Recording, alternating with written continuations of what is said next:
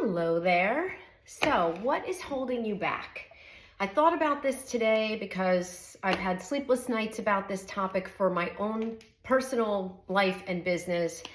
And I keep thinking, what's holding me back? And I think that this can apply to so much in your life, whether it's starting a health journey, whether it's starting a new business, whether it's making a decision in your personal life.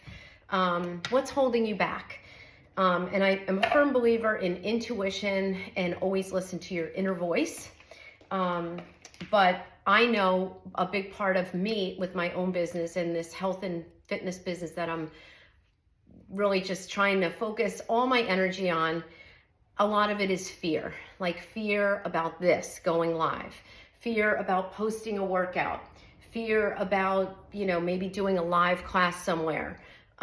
Fear about doing a discussion, about sharing information that I know and that I've studied and learned and spent so much time learning. I wouldn't say perfecting, but really making sure that what I'm putting out there is relevant. It is built in fact and knowledge, just about women's health in general and fitness, whether it's movement, nutrition, sleep tips, stress tips, whatever.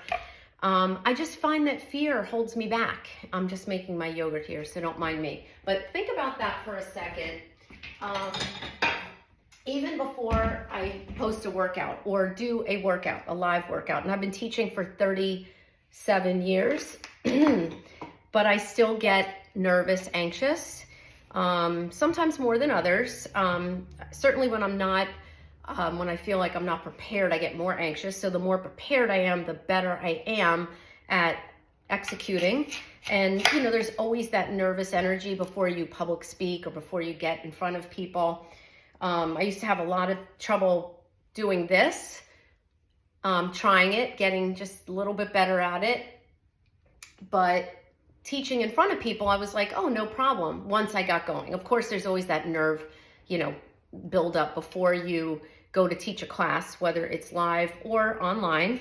I just taught a class and I was, trying not to overthink it. I was putting my workout together on my whiteboard and I just finished it and I'm like, okay, that was good.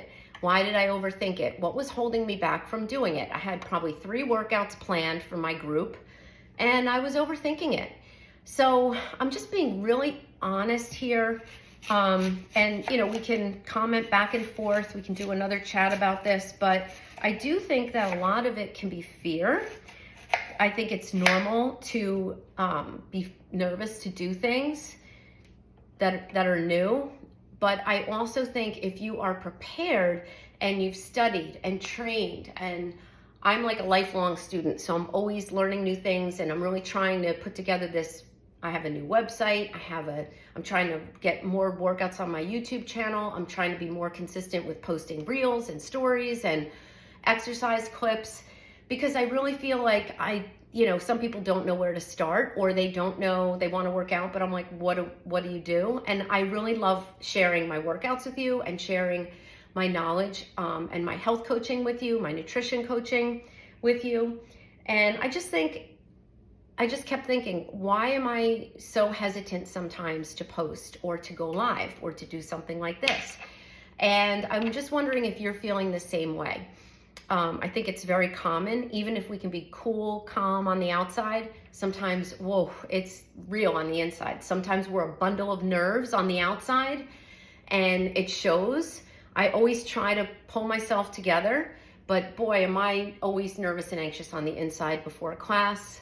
And I remember hearing, or a public speaking event, and I do remember hearing a long time ago, I don't know where I heard this from, but when you're nervous before, you're speaking or teaching, it is respect for your audience. And I think that's the best way to describe that, because when you care, you don't want to fumble over your words and you don't want to mess up. When you care about the people in front of you, whoever's watching, it makes you nervous. And that's, I think, what I always keep in my mind. And another thing I keep in mind is if you have something that you're passionate about and that you feel confident in your knowledge on, why not share it? I think we should all tap into that, whether it's maybe going for a new job. If you get a job offer and you're like, should I take it? There's always going to be that fear about doing something new, or maybe you're starting your own business. And that is really scary. I gave up a business about a year and 2 months ago to really put all my passion into what I'm passionate about, health and fitness and wellness. I was doing it always part-time. And, at different times it was more full-time, but now I'm really going full throttle. I'm doing a website. It's www.fitwithchristina.com. I have a YouTube channel that I started during the pandemic when gyms were closing that I now have over 200 videos on that I'm really trying to be consistent with. So my fear this week was I had a workout plan for YouTube. It was 6 days of workouts, but I was hesitant to post it. And I said to myself, well, let me post the workouts and do it, but I won't post the schedule because I don't want to let anybody down if I don't do it. And I really was thinking about that a lot, and I thought, wow, if I don't post it, maybe somebody watching will say, well, what am I going to do this week? Where's my workout plan? And there's thousands, if not millions out there, right? But I was hesitant, and it's Tuesday, and I'm going to be posting and uploading a workout, and I would have stayed with the plan, and I was hesitant to do it. And I have to work on that. So I thought, why not come out and share that with anybody else who might feel the same way? When you say you're going to do something, it's scary. And I thought about that when I coach clients and work with people who want to get healthier, maybe want to lose weight, maybe want to get stronger, maybe want to sleep better, maybe want to manage their stress better. I always say to them, that's a great, we all started somewhere, and you have to take steps, to get to where you want to go, little baby steps. And, change is hard for everybody. So I always recommend doing it in stages. You're not going to change everything once, and that's where crash changes and diets, maybe you can hold and do something for 20 days, but then what happens after that 20 days? You might fall back into your habits, right? Because we all have habits. I have habits, you have habits. So I thought about the client sitting on the other side. It took so much courage for them to say, I want to start a health journey. Where do I start? What do I do? And another thing about that, and I posted about this before, and I'm not really making my yogurt here, but I am cutting up my apples. I have my blueberries. I have my plain Greek yogurt, and I have pumpkin seeds and almonds that I'm going to put in there.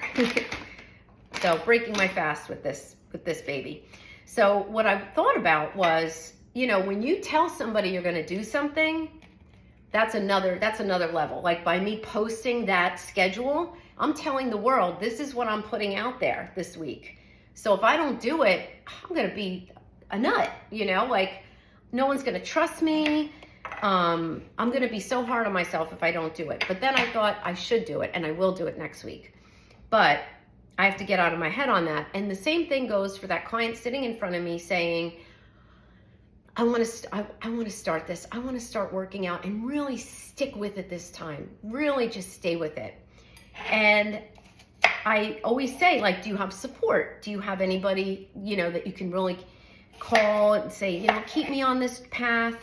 And some people say, you know what, I don't want to tell anybody because I don't want to put it out there because, there may be well-intended people out there that say, you got this, you got it. Your sister, your best friend, but then there's going to be people out there, oh, she says that all the time. And, let's see when it ends. Let's see when she's on her next diet or his next health journey. And I really have a problem with that. I don't like that at all. It's mean. It's not nice at all. So, but I think that's what holds you back, from posting. Now, if I posted my schedule and I couldn't do Wednesday's workout, I'd probably put a post up and said, sorry, change of plans. I'm going to post it tonight or tomorrow. I don't think it would have been the biggest deal ever, but that I have that ability to do that. Just like you could say, you know what, I started, I'm having some snags, but I'm on it. It's a work in progress. Remember, it's progress, not perfection, progress. And health journeys go like this. There's always something that slams you in the face, life. And you're going to be like having to make decisions like, oh, I can't do my workouts this week. Should I throw in the towel and just eat like crap and not sleep well and, fall just way off track? No, you'll stick with some of the things, right? And just like me with my schedule, I would have done 90% of it, maybe 10% didn't work out. You know what? I'll learn for next time. But I'm still learning that. And I wanted to share this just while I was thinking of it, because I think so many times we're our own worst enemy and we stand in our way. So I know my sisters and my mom would probably be like, you're awesome, do it. Like, what's wrong? Why are you overthinking it? But I think we all need that person. I'm gonna cry now.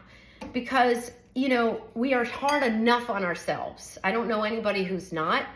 I'm pretty honest with everything. I'm very hard on myself. I don't want to be half the time, but I know in my mind, it's not what I should be doing. I know I should be focusing on the positive. You don't want to be the other way, like, let me just throw anything out in the air and see if it sticks. Like, you want to respect your audience, right? You want to respect yourself. But I thought I'd just pop on and share this because I think it happens to so many of us. So think about what's holding you back. Is it a person? Is it yourself? Is it fear? Just take a little leap. And you know what? If you start a health journey and somebody asks you how you're doing, and that's a whole other conversation. How you're doing is not about what's on the scale.